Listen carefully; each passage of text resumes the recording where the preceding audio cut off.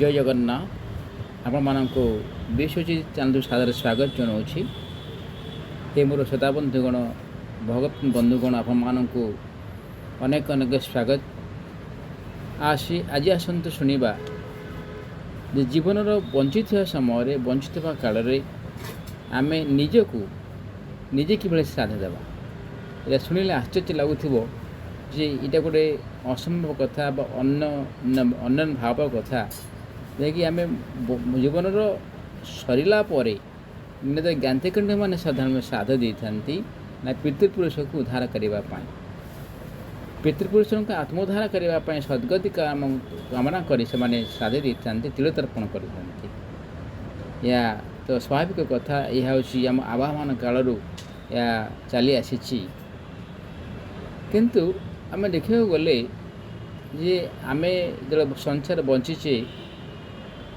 आउ संसार चलीगला आम कौन आसी देखुचे आमर आत्मा भी से भाई देखुचे बोली तो पुराना शास्त्र रही किंतु सबु क्षेत्र में केतरु संभव भी असंभव जना पड़े ना किंतु आज एक सुंदर कथा शुणा जे जीवन बंचित समय आम निजक श्राद्ध देवा श्रद्धा करवा द्वारा आमर इह काल और पर काल एक सुंदर सुगम रास्ता खोलीज एक सद्गतिर सुंदर आत्मोद्धार रास्ता खोलीज से आमको किसी करने को पड़े ना कि आम पर आम संसार जो पीढ़ी मान रहिले से मैंने आमको देले कि नदेले से कौन भी संख्या रहा आसतु आम श्राद्ध कह गले श्राद्ध कौन ना श्राद्ध कह गले एक श्रद्धार प्रतीक जो श्रद्धा रही श्राद्ध कहुए जो जो आम पितृपुरुष मान को श्राद्ध देचे से घरे समस्ते श्रद्धार सहित निज पितृपुरुष मान आगमन को स्वागत करवा आम घर परिवार समस्त सहित सुसंपर्क रक्षा करवा कि कली कलात करना आम आसुवा प्रत्येक व्यक्ति को भूरी भोजन प्रदान करवा आम पुरोहित को श्रद्धार सहित देवा और भूरी भोजन कर खुआइबा ताद्वारा कौन हुए ना पितृपुरुष माने उद्धार पाई जाती कहीं ना ब्राह्मण देवता ब्राह्मण भगवान कहते जे ब्राह्मण मुखरे मुँह अच्छी विभूति जगह आप देखिए जे भगवान कहते जे ब्राह्मण देवता पाखरे मुखरे मुँह अच्छी अर्थात ब्राह्मण देवता जहाँ आम जहाँ को देवा से ग्रहण करेंगे सेवा करेंगे द्वारा कौन हुए ना भगवान प्राप्त होता कहीं ना ब्राह्मण हूँ द्विथ जन्म नियंती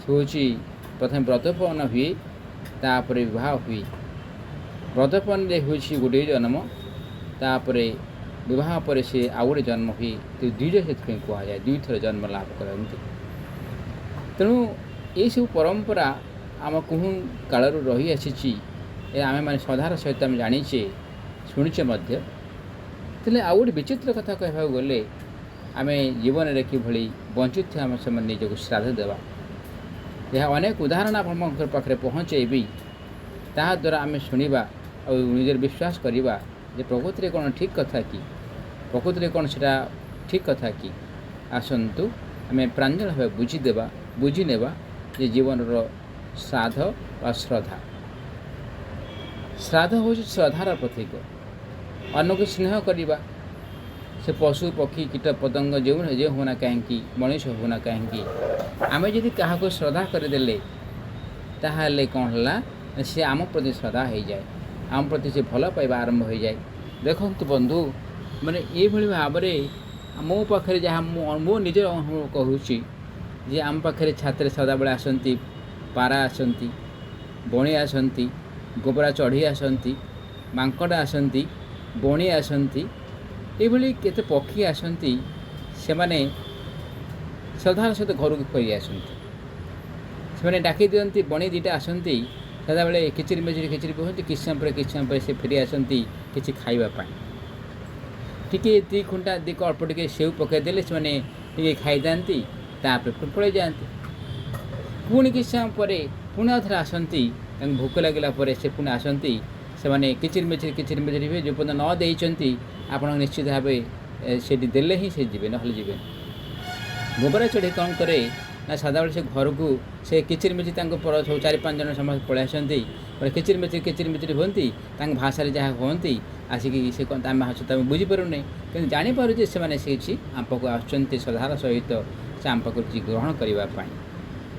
ତେଣୁ ସେ ପୁଣି ସେଠି କ'ଣ କରନ୍ତି ନା ଦେଇଦେଲେ ସେ ଘର ଭିତରେ ଆସିକି ସେମାନେ ବଣି ବି ଘର ଭିତରେ ଆସନ୍ତି, ଆଉ ସେ ଗୋବରା ଚଢ଼େଇ ବି ଘର ଭିତରେ ଆସନ୍ତି, ସେମାନେ ସବୁ ଖାଇଦିଅନ୍ତି, ତାପରେ ପୁଣି ପଳେଇ ଯାଆନ୍ତି। ଏଇଭଳି କୋଇଲି ମଧ୍ୟ ଆସେ, କୋଇଲି ମଧ୍ୟ ଆସିକି ଭାତ ଖାଇଦିଏ। କୋଇଲି ଆଉ କୁମ୍ଭାଟୁଆ ମଧ୍ୟ ଆସିଛି ଭାତ ଖାଇବା ମୁଁ ଦେଖିଛି।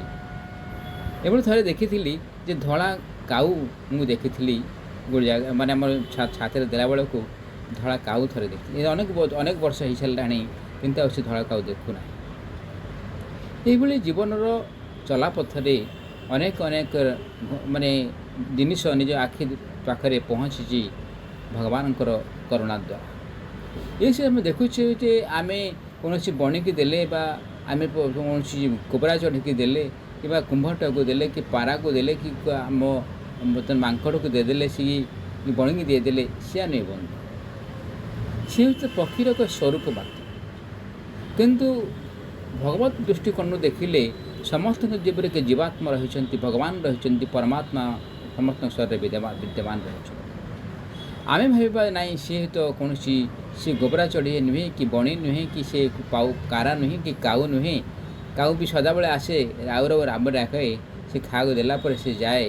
ତେଣୁ ସେ ସଦାବେଳେ ଅପେକ୍ଷା କରିଥାଏ କେତେବେଳେ ସେ ଦେବ ବୋଲି। ତେଣୁ ସେମାନେ ସବୁ କୌଣସି ଜୀବାତ୍ମା, ସେ ସବୁ ଭଗବାନଙ୍କ ସ୍ୱରୂପ। ଭଗବାନ ହିଁ ପଠାଇଥାନ୍ତି ସେମାନେ ଏଇ ଜୀବକୁ ସେ କିଛି ପାଇବା ପାଇଁ। ସେମାନେ ଜାଣନ୍ତି କାହିଁକିନା ସେଠି ଶ୍ରଦ୍ଧାର ସହିତ ଆମେ କାହାକୁ ଶ୍ରଦ୍ଧା, ସେ ପଶୁ ପକ୍ଷୀ ହେଉ ଜୀବାତ୍ମା ହେଉ ଯେଉଁ ନା କାହିଁକି ଆମେ ଯାହାକୁ ଶ୍ରଦ୍ଧା କରିବା ସେମାନେ ଆମକୁ ବି ଶ୍ରଦ୍ଧା କରିବେ। ଏ ହେଉଛି ଏକ ଉଦାହରଣ ମାତ୍ର, ଯାହାକି ସତ ସତିକା ଘଟଣା। କିନ୍ତୁ ଏବେ ଦେଖିବାକୁ ଗଲେ ଆମେ ଶ୍ରଦ୍ଧା ସହିତ ଆମେ ନିଜକୁ କିଭଳି ଭାବରେ ଏ ସଂସାରରେ ରହି ସଂସାରରେ ନିଜର ଜୀବନଶୈଳୀ ଜୀବିକା ଅର୍ଜନ କରିବା ସହିତ ଆମେ କିଭଳି ନିଜକୁ ଶ୍ରାଦ୍ଧ ଦେବା, ଶ୍ରାଦ୍ଧରେ ଆମେ କିଭଳି ଭାବେ ନିଜକୁ ଆପ୍ୟାୟିତ କରିବା, ଯାହାକି ଆମ ପରମ ଗତି ଲାଭ କରିବା ପାଇଁ ସହଜ ମାର୍ଗ ହୋଇଯାଏ। ଯେଭଳିକି ଆମେ କୁହାଯାଏ ଯେ ଶ୍ରୀମଦ୍ ଭଗବତ ମହାପୁରାଣ ପଢ଼ିଲେ ଆପଣଙ୍କର ଅଧିକ ଜଗନ୍ନାଥ ଦାସ ଲେଖିଛନ୍ତି, ଶ୍ରୀଯୁକ୍ତ ଭାବଗ୍ରାହୀ ମିଶ୍ର ଲେଖିଛନ୍ତି ସୁନ୍ଦର କଥା, ସୁନ୍ଦର ସେଇ ଶ୍ରୀମଦ୍ ଭାଗବତ ମହାପୁରାଣ। ଆପଣ ଭାଗବତ ମହାପୁରାଣ ପଢ଼ିଦେଲେ ଶୁଣିଦେଲେ ଆତ୍ମୋଦ୍ଧାର ହୋଇଯାଏ ବୋଲି ଯାହା ଉଲ୍ଲେଖ ରହିଛି ସେଠି। ଏହା ବି ପ୍ରଯୁଜ୍ୟ ମଧ୍ୟ ଯେ ନିଶ୍ଚିତ ହୋଇଛନ୍ତି, ଏହା ଉଦାହରଣ ମଧ୍ୟ ରହିଛି। ସେଭଳି ଗୋକର୍ଣ୍ଣ ଆପଣଙ୍କ କଥା ଶୁଣିବା, ଗୋକର୍ଣ୍ଣଙ୍କ ଭାଇ ସେ କିଭଳି ଭାବରେ ସେ ଆତ୍ମୋଦ୍ଧାର ଲାଭ କରିଛନ୍ତି ଶ୍ରୀମଦ୍ ଭଗବତ ମହାପୁରାଣ 7 ଦିନ ମଧ୍ୟରେ। ଆଉ ମଧ୍ୟ ଶୁଣିଲେ ଯେ ମହାରାଜା ପରୀକ୍ଷିତ କିଭଳି ଭାବେ 7 ଦିନ ଭିତରେ ସେ ଭଗବାନଙ୍କ ପରମଗତି ଲାଭ କଲେ ଶ୍ରୀମଦ୍ ଭାଗବତ ମହାପୁରାଣ ଦ୍ୱାରା ଶୁଣିବା ଦ୍ୱାରା ଶ୍ରୀ ସୁଖଦେବ ମହାରାଜ ଶୁଣେଇଥିଲେ। ଏଭଳି ଅନେକ ଉଦାହରଣ ରହିଛି। ତେଣୁକରି ଆମେ ବନ୍ଧୁ ଆଜି ଆମେ ଶୁଣୁଛେ ଜାଣୁଛେ, ତାହା ସହିତ ନିଜକୁ ଆମେ ସେଭଳି ଶ୍ରଦ୍ଧାର ସହିତ ଅନ୍ୟକୁ ସେବା କରିବାର ପରମ୍ପରା ରହିବ। ତେଣୁକି ସେବା କରିବାର ପରମ୍ପରା ରହିବା ଦ୍ୱାରା ଆମେ କ'ଣ କରିବା, ନିଜକୁ ଆଉ ନିଜ ପରିବାରକୁ, ନିଜ ସମାଜକୁ, ନିଜ ଦେଶକୁ, ନିଜ ଜାତିକୁ ଧନ୍ୟ ମନେ କରିବା।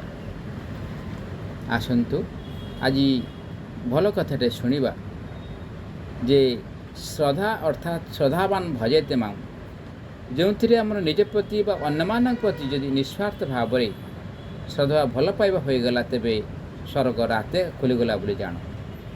ଆମେ କାହାଠାରୁ ସେ ନିଜର ହେଉ ବା ପରର ହେଉ କିଛି ସ୍ୱାର୍ଥ ରଖିବା ନାହିଁ, ଆମର କର୍ତ୍ତବ୍ୟ କରି ଚାଲିବା।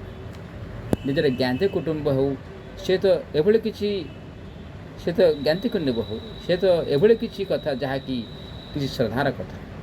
ଏଠି ଆମେ ଆଲୋଚନା କରିବା ଯେ ଶ୍ରଦ୍ଧାର ପ୍ରତୀକ ହେଉଛି ଶ୍ରାଦ୍ଧ। ଆମେ ସମସ୍ତେ ଜାଣିଛେ ଯେ ଆମର ଆବାହମାନ କାଳରୁ ଜଣଙ୍କର ଏ ଜଣଙ୍କର ଏ ଇହକାଳ ସଂସାର ବିଦାୟ ନେଲା ପରେ ଗାନ୍ଧୀ କୁଟୁମ୍ବମାନେ କ'ଣ କରନ୍ତି ନା ପ୍ରତିବର୍ଷ ଶ୍ରାଦ୍ଧ ଦେଉଛନ୍ତି। ତେବେ ଏଠାରେ କହିବା କଥା ହେଲା କିପରି ବଞ୍ଚିଥିବା ସମୟରେ ନିଜର ଶ୍ରାଦ୍ଧ ଦେବା। କାହିଁକି ନା ଆମର ଏ ସଂସାରରୁ ବିଦାୟ ନେଲା ପରେ ପରିବାର ସମାଜଠାରୁ ଆମ ସମୟ ଅନୁସାରେ ସମ୍ପର୍କ ତୁଟିଯାଏ। ସମୟ ଅନୁସାରେ ଧୀରେ ଧୀରେ ଆମେ ଭୁଲିଯାଉ, ଯାହାକି ସ୍ୱାଭାବିକ କଥା। ଆମର ପରିବାର ଜନ ଆମର ସପ୍ତପୁରୁଷଙ୍କ ପାଇଁ ଶ୍ରାଦ୍ଧ ଦିଅନ୍ତି ଆତ୍ମାର ସଦ୍ଗତି ପାଇଁ। ଏହା ହେଉଛି ଭଲ କଥା, ଯାହାକି ଆମର ପରପିଢ଼ି ପାଇଁ ଏହା ଅନୁସରଣ ହେବ। ତେବେ ଆମେ ବଞ୍ଚିଥିବା ସମୟରେ କିପରି ନିଜର ଶ୍ରାଦ୍ଧ ଦେବା? ତେବେ ଆମେ କ'ଣ ପୁରୋହିତଙ୍କ ଦ୍ୱାରା ଶ୍ରାଦ୍ଧ ଦେବା? ନା। ତେବେ ଆମେ କ'ଣ କରିବା? ଆମେ ଯାହା ଜୀବନରେ ଖାଉଛେ ଅନ୍ୟକୁ କହିବାକୁ ଗଲେ ଖୁଆଇ ସେ ଅନ୍ୟକୁ ବା ଆମେ ଯାହା ଜୀବନରେ ଖାଉଛେ ଅନ୍ୟକୁ କହିବାକୁ ଗଲେ ଖୁଆଇ ବା ସେ ପଶୁପକ୍ଷୀମାନଙ୍କୁ ବା ବୁଭୁକ୍ଷମାନଙ୍କୁ ଭଗବତ ଭାବନା ରଖି ଖୁଆଇବା ଦ୍ୱାରା ଆମର କ'ଣ ହୁଏ ନା ସେଟା ନିଜ ଭଗବାନ ପାଖରେ ପହଞ୍ଚିଯାଏ। ଯାହାକି ଶ୍ରଦ୍ଧା ଓ ନିଃସ୍ୱାର୍ଥ ମନରେ ନିଜର ବଞ୍ଚିଥିବା ସମୟରେ ମୁକିଲାମାନଙ୍କୁ ଈଶ୍ୱର ମନେ କରି ଆମମାନଙ୍କ ଆର୍ଥିକ ସ୍ୱଚ୍ଛଳତା ଅନୁସାରେ ଦେବା, ଯାହାକି ମନରେ କୌଣସି ଗର୍ବ ଅହଙ୍କାର ନଥିବ। ଏ ଶରୀର କାହାକୁ ଦେଉଛି? ଏ ଜୀବାତ୍ମା ଭିତରେ ଭଗବାନ ହିଁ ବିଦ୍ୟମାନ। ପ୍ରତ୍ୟେକ ଜୀବ ପ୍ରତି ଈଶ୍ୱର ଭାବନା ରହିଲେ ଶ୍ରଦ୍ଧାରୁ ନିଜର ଶ୍ରାଦ୍ଧ ହୋଇଯାଏ। ଜୀବନର ଇହକାଳ ପରକାଳ ଅସରନ୍ତି ଭଗବାନଙ୍କ ଆଶୀର୍ବାଦ ମିଳିଯିବ ଭଗବାନ ଠାରୁ। ଆମେ ଖାଇବା ପୂର୍ବରୁ ଅନ୍ୟକୁ ପ୍ରଥମେ ଶ୍ରଦ୍ଧାର ସହିତ ଖୁଆଇ ନିଜେ ଖାଇଲେ ଏହାକୁ ପରମଶ୍ରେଷ୍ଠ ଶ୍ରୀମଦ୍ ଭାଗବତ ଗୀତାରେ ଲେଖାଯାଇଛି ଯେ ଏହାକୁ ବୈଷ୍ଣବର ଯଜ୍ଞ କୁହାଯାଏ। ତାହାଦ୍ୱାରା ଆମେ ଖାଉଥିବା ଅନ୍ନ ସେସବୁ ଦୋଷଶୂନ୍ୟ ହୋଇଯାଏ। ଆମେ ଅନ୍ନ ବ୍ୟବହାର କରୁଛେ, ଆମେ ଖାଦ୍ୟ ବା ଅନ୍ନ ପ୍ରତି ଶରୀର ବା ବିନା ଶରୀରଧାରୀ ବା ଅଶରୀରଧାରୀ ଆମକୁ ଅପେକ୍ଷା, ଆମେ ଯାହା ଖାଉଛେ ଯାହା ଗ୍ରହଣ କରୁଛେ ଆମେ ଦେଖୁନାହୁଁ କିଏ ଆମକୁ ଅପେକ୍ଷା କରିଛି। ଆମେ ଯାହା ବ୍ୟବହାର କରୁଛେ, ଆମେ ଯାହା ଖାଦ୍ୟ ଗ୍ରହଣ କରୁଛେ ଏ ସଂସାର ଆମକୁ ଅପେକ୍ଷା କରିଛି। ଶରୀରଧାରୀ ଆଉ ଅଶରୀରଧାରୀ ଆତ୍ମାମାନେ ଅପେକ୍ଷା କରିଛନ୍ତି। ସେ ଚାହୁଁଛନ୍ତି ଆମକୁ ଯଦି କିଛି ମିଳିଯାଆନ୍ତା କି। ଦେବୃକ ବନ୍ଧୁ ଦେଖନ୍ତୁ, ଆପଣ ପୁରୀ ଯାଇଛନ୍ତି, ଶ୍ରୀମନ୍ଦିରରେ ମହାପ୍ରସାଦ ଆଣୁଛନ୍ତି। ମହାପ୍ରସାଦ ଆଣିବା ସମୟରେ ଆପଣଙ୍କ ଯେଉଁ ମହାପ୍ରସାଦ ପାଖକୁ କିଛି ଅଶରୀର ଆତ୍ମା ଆସିପାରନ୍ତି, ପ୍ରେତାତ୍ମା ଆସିପାରନ୍ତି ନାହିଁ। କିନ୍ତୁ ଆପଣ ସନ୍ଧ୍ୟା ସମୟରେ ରାତିରେ ଆସିଲେ ଆପଣ ଦେଖିବେ ଯେ ଆପଣଙ୍କ ଚାରିପଟେ ଏପଟ ସେପଟେ ଆପଣ ଦେଖିବେ କିପରି ଗଲା ଭଳିଆ ଆସିଲା ଭଳିଆ ଜଣାପଡ଼ିବ, କିଚିମିଚି ଜଣାପଡ଼ିବ ଯଦି ଆମେ ବାଇକ୍ରେ ଆସୁଛନ୍ତି।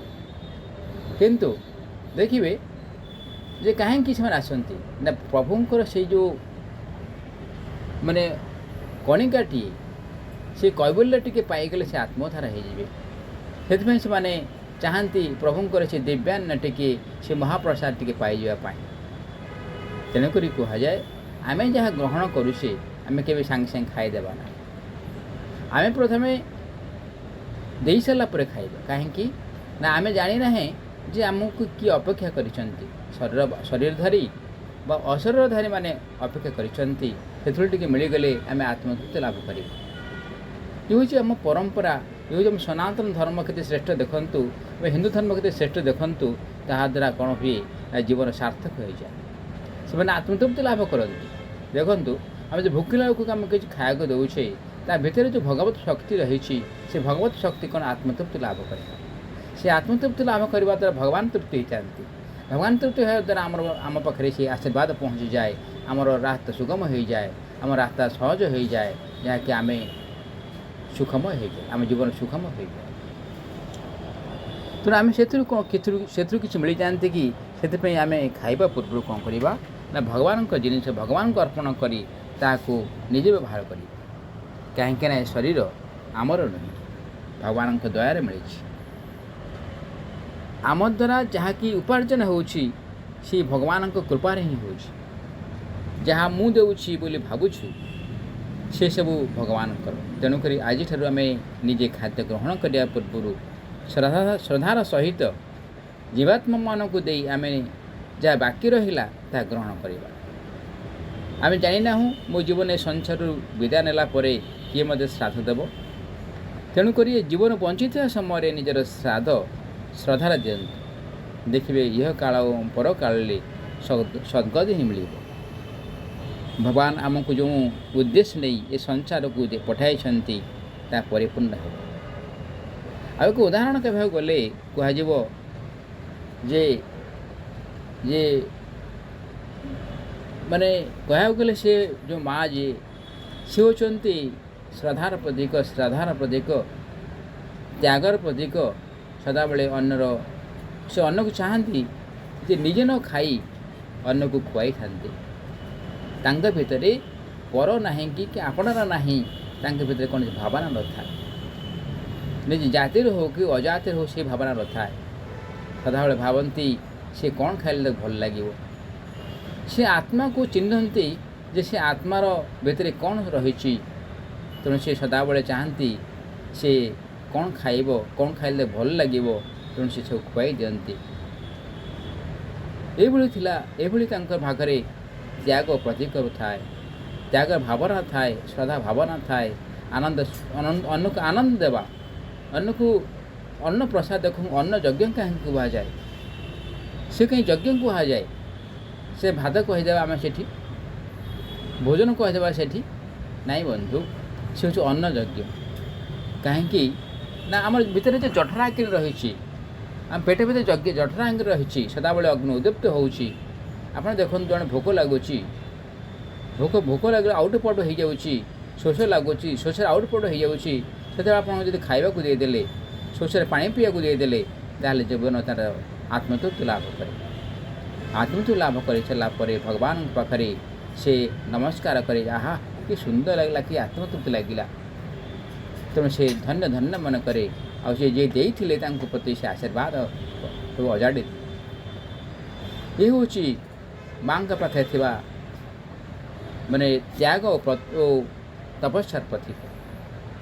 ନିଜେ ନ ଖାଇ ଅନ୍ୟକୁ ଖୁଆଇବା।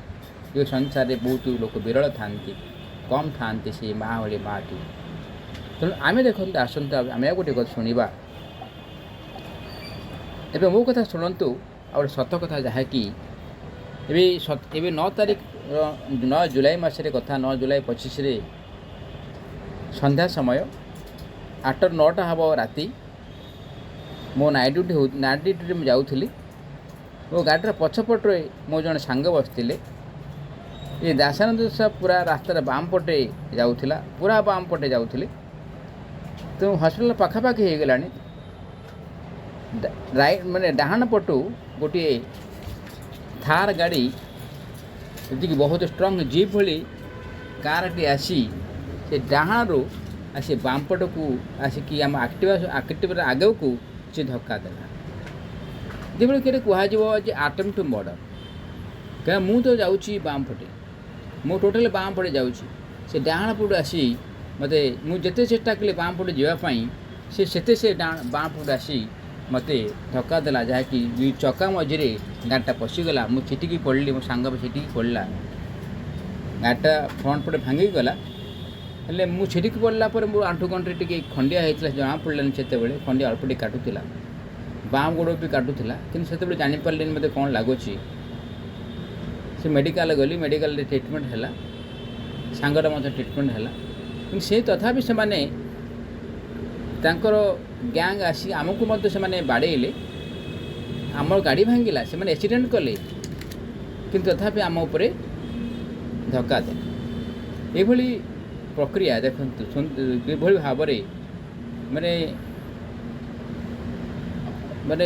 ଯେଉଁ କୁହାଯାଏ ଶୂନ୍ୟ ଦଣ୍ଡ ବୋଲି କୁହାଯାଏ, ଏବେ ଶୂନ୍ୟ ଦଣ୍ଡ ବୋଲି କୁହାଯିବ ମଧ୍ୟ। କାହିଁକିନା ଏଭଳି ତ ହେବା କଥା ନୁହେଁ। କାହିଁକିନା ମୋ ଜୀବନ ଭିତରେ କେବେ ବି ଆକ୍ସିଡେଣ୍ଟ ହେଇନାହିଁ। ଇଏ ହେଉଛି ଗୋଟେ ଶୂନ୍ୟଟାରେ ରାସ୍ତାରେ ମୁଁ ଯାଉଛି, ସେପଟେ ଆସି ଜଣେ ଡାହାଣ ପଟେ ଆସି ବାଡ଼ଉଛି। ପୁଣି ସେ ସେ ଥାର ଗାଡ଼ି ଅବସ୍ଥା ଆପଣମାନେ କ'ଣ ହେଇଥିବ ଜାଣିଥିବେ। କିନ୍ତୁ ତା ପର ଷ୍ଟେଜ୍ ଦେଖନ୍ତୁ କିଭଳି ଭାବରେ ଅବସ୍ଥା। ଅନୁମାନ କରୁଛୁ ଯେ ଥାର ଗାଡ଼ିର ଦୁଇ ଚକା ମଧ୍ୟରେ ପଶିଗଲା ପରେ ଗାଡ଼ି ସମ୍ପୂର୍ଣ୍ଣ ଭାଙ୍ଗିଗଲା ଏବଂ ଅବସ୍ଥା ଶୋଚନୀୟ ହୋଇ ପଡ଼ିଲା। ସାଙ୍ଗେ ସାଙ୍ଗେ ଜଣାପଡ଼ିଲା ନାହିଁ ମୋର ଓ ସାଙ୍ଗର ସେଥିରେ ଆମ ଜୀବନ ସେଇ ସର୍ବଶକ୍ତିମାନ ଭଗବାନ ମା ଦୁର୍ଗା ରକ୍ଷା କରିଦେଲେ।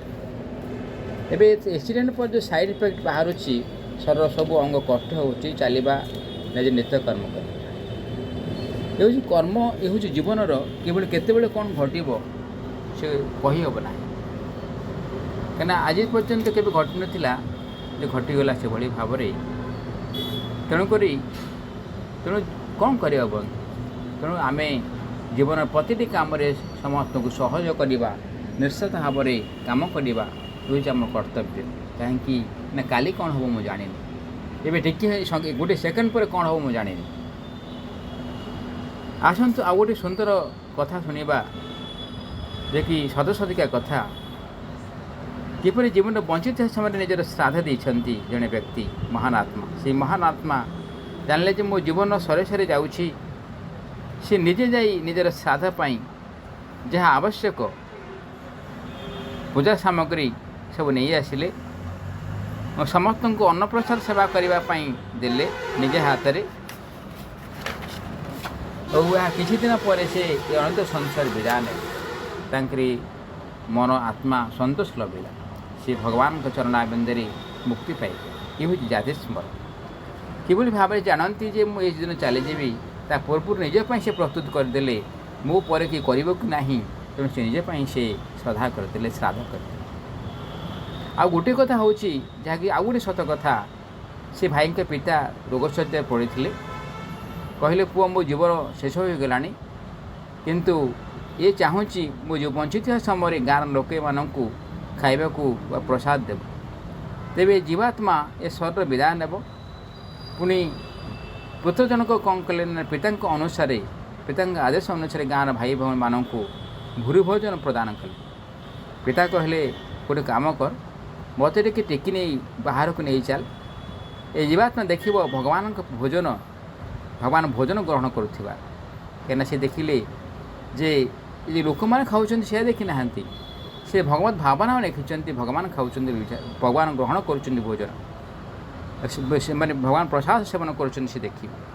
ତେଣୁ ପୃଥୁଜଣଙ୍କ ପିତାଙ୍କ ଅନୁସାରେ ସେୟା କଲେ। ପିତା ଆସି ଗାଁ ଲୋକମାନେ ପ୍ରସାଦ ଗ୍ରହଣ କରୁଛନ୍ତି ଦେଖିଲେ, ନିଜକୁ ଧନ୍ୟ ମନେ କଲେ ଏବଂ ଆତ୍ମତୃପ୍ତିର ଆନନ୍ଦ ଲାଭ କଲେ। ସେସବୁ କାର୍ଯ୍ୟକ୍ରମ ସରିଲା ପରେ ଏ ଅନିତ୍ୟ ସଂସାରରୁ ବିଦାୟ ନେଲେ। ଏବେ ଆପଣ କୁହନ୍ତୁ, ସେ ପୁଣ୍ୟାତ୍ମାଙ୍କର ପରକାଳରେ କ'ଣ ହୋଇଥିବ? କାହିଁକି ନା ଏ ଶରୀର ଆସନ୍ତାକାଳେ ଥିବ କି ନାହିଁ ଗ୍ୟାରେଣ୍ଟି କ'ଣ? ନିଶ୍ଚିତ ଆପଣମାନେ କମେଣ୍ଟ ଦ୍ୱାରା ଜଣାଇବେ। ଜୟ ଜଗନ୍ନାଥ। ନିଶ୍ଚିତ ଜୟ ଜଗନ୍ନାଥ ନିଶ୍ଚିତ ଲେଖିବେ। ଆପଣମାନଙ୍କୁ ଏହି ବିଷୟ ବଞ୍ଚୁଥିବା ସମୟରେ ନିଜର ଶ୍ରାଦ୍ଧ ଦେବେ ଆପଣଙ୍କୁ କିପରି ଲାଗିଲା ନିଶ୍ଚିତ କମେଣ୍ଟ ଦ୍ୱାରା ଜଣାଇବେ। ଆପଣମାନଙ୍କ ଉତ୍ତରକୁ ଅପେକ୍ଷା କଲି। ରହୁଛି। ପ୍ରଣାମ। ଜୟ ଜଗନ୍ନାଥ, ଜୟ ଜଗନ୍ନାଥ, ଜୟ ଜଗନ୍ନାଥ।